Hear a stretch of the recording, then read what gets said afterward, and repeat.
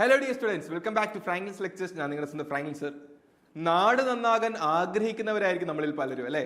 നാട് നന്നാകുന്നില്ലല്ലോ എന്ന് പറഞ്ഞു നടക്കുന്നവരായിരിക്കും മറ്റു ചിലർ. പക്ഷെ നാട് നന്നാക്കാൻ ശ്രമിക്കുന്ന ചിലരുണ്ട്. അവരെ നാട് നന്നാക്കാൻ സമ്മതിക്കാത്തതും നമ്മൾ തന്നെയാണ്. ഫ്രാങ്ക്ലിൻസ് ലെക്ചേഴ്സ് കുട്ടികൾക്ക് വേണ്ടിയിട്ട് ഒരു ഉദ്യമം തുടങ്ങി, അല്ലെ?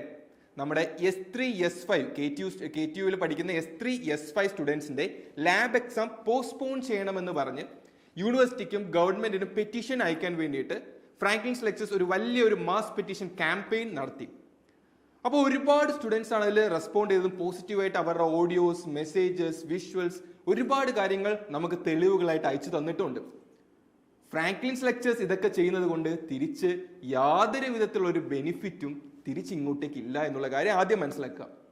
ചിലർ വന്ന് കമന്റ് ചെയ്യുന്നുണ്ട്, ഇത് ഇവന്റെ അടവാണ്, അവന്റെ മാർക്ക് ദ ടേം, ഓക്കെ, അവന്റെ, ഓക്കെ, ഇത് ഡേറ്റ മൈനിങ് ആണ്, ഇത് ഡേറ്റ കളക്ഷൻ ആണ്, നിങ്ങൾ ഡേറ്റ കൊടുത്തു കഴിഞ്ഞാൽ ഇവൻ നിങ്ങളെ വിളിച്ച് ബിസിനസ് ചെയ്യും.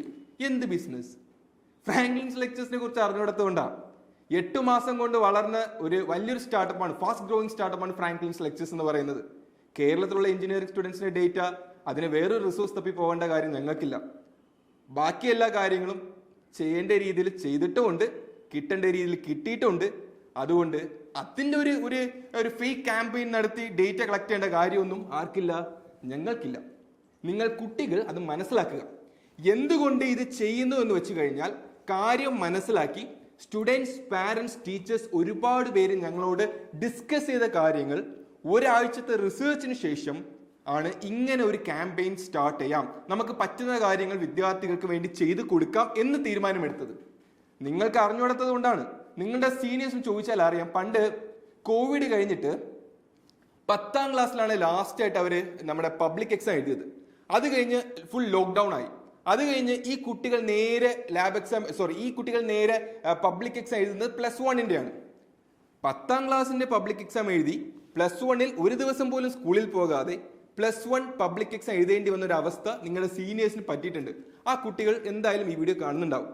അന്ന് കേരളത്തിലെ എല്ലാ കുട്ടികളെയും +1 സ്റ്റുഡൻസിനെല്ലാം സംഘടിപ്പിച്ചുകൊണ്ട് തിരുവനന്തപുരത്ത് ഒരു വലിയ സമരം നടന്നു. ഓക്കെ, തിരുവനന്തപുരത്ത് മാത്രമല്ല, എല്ലാ ഡിസ്ട്രിക്റ്റിലും നടന്നു. തിരുവനന്തപുരത്ത് ഞാൻ നിരാഹാര സമരം കടന്നിരുന്നു. ഓക്കെ, ഇത് പണ്ടത്തെ കുട്ടികൾക്ക് അറിയാം.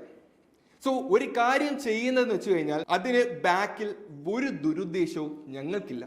ഓക്കെ, അതുകൊണ്ട് അങ്ങനത്തെ രീതിയിലുള്ള കമന്റ് ഇടുന്നവർ ശ്രദ്ധിക്കുക. ഞങ്ങൾക്ക് യാതൊരുവിധ ബെനിഫിറ്റും അതുകൊണ്ടില്ല. പിന്നെ ഇത് എന്തുകൊണ്ട് ചെയ്യുന്നു എന്ന് വെച്ച് കഴിഞ്ഞാൽ സ്റ്റുഡൻസിന്റെ കൂടെ നിൽക്കാൻ തന്നെയാണ്. അത് നിൽക്കുക തന്നെ ചെയ്യും. ആരൊക്കെ വേണമെങ്കിലും എന്തൊക്കെ വേണമെങ്കിലും പറഞ്ഞോളൂ.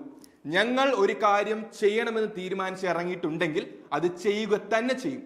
പക്ഷെ നിങ്ങൾ ഇതേപോലെ കുറച്ച് സ്റ്റുഡൻസ് ഇതേപോലെ നെഗറ്റീവ് പറയുന്ന സമയത്ത് ഉള്ള പ്രശ്നം ഞാൻ പറഞ്ഞുതരാം. ഒരു പെറ്റീഷൻ പോകുന്ന സമയത്ത് മാസ് പെറ്റീഷൻ ആണ്. സോ എല്ലാ സ്റ്റുഡൻസിന് വേണ്ടിയിട്ട് ചെയ്യുന്നതാണെങ്കിൽ എല്ലാ സ്റ്റുഡൻസും ദേ ഷുഡ് പാർട്ടിസിപ്പേറ്റ്. ഓക്കെ, അല്ലെങ്കിൽ ഇപ്പോൾ കുറച്ച് കുട്ടികൾ പാർട്ടിസിപ്പേറ്റ് ചെയ്തു, കുറച്ച് കുട്ടികൾ പാർട്ടിസിപ്പേറ്റ് ചെയ്തില്ല എന്ന് വെച്ച് കഴിയുമ്പോഴത്തേക്കും ഓട്ടോമാറ്റിക്കലി ഇവരെന്താ വിചാരിക്കുക, ഇത് കുറച്ച് കുട്ടികളുടെ മാത്രം പ്രശ്നമാണ്, so why we should bother that, okay എന്ന് അവർ വിചാരിക്കും. സോ മാസ് പെറ്റീഷൻ എന്ന് പറയുമ്പോൾ എല്ലാ സ്റ്റുഡൻസിനെയും പാർട്ടിസിപ്പേറ്റ് ചെയ്തുകൊണ്ട് അവരെ മുൻനിർത്തിക്കൊണ്ട് നമ്മൾ ചെയ്യുന്നതാണ് ഈ ഒരു ക്യാമ്പയിൻ എന്ന് പറയുന്നത്.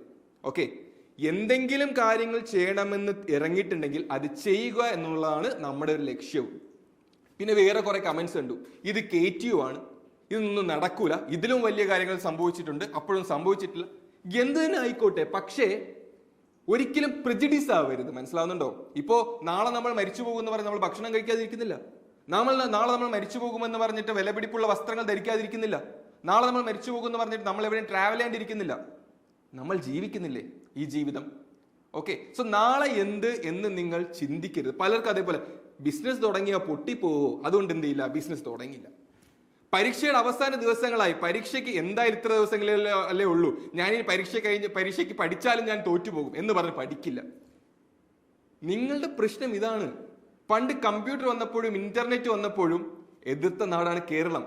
ഇത് മലയാളികളെ ജനറലൈസ് ചെയ്യുന്ന സീനല്ല, പക്ഷേ മലയാളികളുടെ ഒരു പ്രശ്നം തന്നെയാണ്.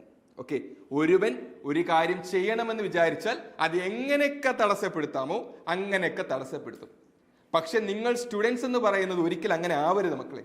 നിങ്ങൾ നാളെയുടെ ക്രിയേറ്റേഴ്സ് ആണ്. നാളത്തെ ലോകം ക്രിയേറ്റ് ചെയ്തെടുക്കേണ്ട എഞ്ചിനീയേഴ്സ് ആണ് നിങ്ങൾ എന്ന് പറയുന്നത്. നിങ്ങൾ ആക്ച്വലി ഒരു കാര്യത്തിന് തടസ്സപ്പെടുത്തരുത്, ഒരു കാര്യത്തിന് നെഗറ്റീവായിട്ട് എടുക്കരുത്. ഇപ്പം വേറൊരു ഫേക്ക് ക്യാമ്പയിനിലൂടെ ഡേറ്റാസ് കളക്ട് ചെയ്ത് ബിസിനസ് നടത്തേണ്ട ഒരു സാഹചര്യം ഫ്രാങ്ക്ലിൻസ് ലെക്ചേഴ്സിനില്ല. പിന്നെ ഒരു കോഴ്സ് പർച്ചേസ് ചെയ്യണമോ വേണ്ടേ എന്ന് തീരുമാനിക്കുന്ന സ്റ്റുഡൻസ് ആണ്. അതിനുള്ള കാശ് കൊടുക്കണോ വേണ്ടേ തീരുമാനിക്കുന്ന പാരന്റ്സ് ആണ്. അതുകൊണ്ട് ആരെ നിർബന്ധിപ്പിച്ച് ഒരു സാധനം വാങ്ങിപ്പിക്കാനൊന്നും പറ്റത്തൊന്നുമില്ല. ഓക്കെ, നിങ്ങളൊരു മാർക്കറ്റിൽ പോകുന്ന സമയത്ത് നിങ്ങൾ ആരെങ്കിലും നിർബന്ധിക്കോ? നിങ്ങൾ ആരെയും ഭീഷണിപ്പെടുത്തോ? ഈ മീൻ വാങ്ങിച്ചില്ലെങ്കിൽ നിങ്ങളെ കൊന്നുകളയെന്ന് പറയോ? അല്ലെങ്കിൽ വാങ്ങിച്ചേ പറ്റുള്ളൂ എന്ന് പറയോ? ഇല്ല, നിങ്ങൾക്ക് വേണമെങ്കിൽ വാങ്ങിക്കാം, അത്രേ ഉള്ളൂ. അല്ലാതെ ദയവ് ചെയ്ത് അനാവശ്യമായ കാര്യങ്ങൾ പറയരുത്. അത് ഹേർട്ട് ചെയ്യുന്നുണ്ട്. അതിന് തീർച്ചയായിട്ടും റിയാക്ട് ചെയ്യേണ്ട രീതിയിൽ റിയാക്ട് ചെയ്യുക തന്നെ ചെയ്യും. നിങ്ങൾ പിള്ളേരാണ്, മക്കളാണ്. നിങ്ങളോട് എനിക്ക് ഇങ്ങനെ പറഞ്ഞു തരാനേ കഴിയുള്ളൂ. അതുകൊണ്ട് മനസ്സിലാക്കുക, നാളേക്ക് വേണ്ടി ചിന്തിക്കുക, നാളേക്ക് വേണ്ടി പൊരുതുക. ഈ ഒരു കാര്യം നമ്മൾ ഒരുമിച്ച് നിന്ന് വർക്കൗട്ട് ചെയ്യേണ്ട ഒരു കാര്യമാണ്. ഇത് ഞാൻ മാത്രമോ ഒരു ഗ്രൂപ്പ് ഓഫ് സ്റ്റുഡൻസ് മാത്രമോ ശ്രമിച്ചു കഴിഞ്ഞാലോ തീരുമാനിച്ചു കഴിഞ്ഞാലോ നടക്കില്ല. ഏതറ്റം വരെ പോകണോ ആ അറ്റം വരെ ഞങ്ങൾ പോകും, ചെയ്യുക തന്നെ ചെയ്യും. ആരൊക്കെ തടയാൻ നോക്കിയാലും, ആരൊക്കെ തടസ്സപ്പെടുത്താൻ നോക്കിയാലും. ഓക്കെ, അപ്പോൾ മക്കളെ മനസ്സിലാക്കുക, ഈ ഒരു ക്യാമ്പയിൻ ചെയ്യുന്നത് നിങ്ങൾക്ക് വേണ്ടിയാണ്. അതിന്റെ എൻഡ് റിസൾട്ട് എന്തായിരിക്കും ഞങ്ങൾക്ക് ആർക്കും അറിയില്ല. മേ ബി ഈ ഒരു ക്യാമ്പയിൻ കാരണമുള്ള ഈ പെറ്റീഷനെ കൊടുത്ത് അവർ അക്സെപ്റ്റ് ചെയ്തേക്കാം, ചിലപ്പോൾ അക്സെപ്റ്റ് ചെയ്തില്ല എന്ന് വരും. സോ ഇതിന്റെ എൻഡ് റിസൾട്ട് എന്ന് പറയുന്നത് നടക്കോ നടക്കില്ല എന്നുള്ള കാര്യം നോ ഐഡിയ. പക്ഷേ ചെയ്യും, നിങ്ങൾക്ക് വേണ്ടി അത് ചെയ്യും. സോ മക്കളെ, ഈ ഒരു ക്യാമ്പയിനിൽ എല്ലാവരും പാർട്ടിസിപ്പേറ്റ് ചെയ്യുക. എല്ലാവരും നമ്മുടെ കമന്റ് ബോക്സിലും ഡിസ്ക്രിപ്ഷനിൽ കൊടുത്തിരിക്കുന്ന ഗൂഗിൾ ഫോം ലിങ്ക് ഫില്ല് ചെയ്യുക. ഓക്കെ, നിങ്ങൾ ഫില്ല് ചെയ്യുന്ന അനുസരിച്ചുള്ള പെറ്റീഷൻ പൊക്കോണ്ടിരിക്കുന്നുണ്ട്.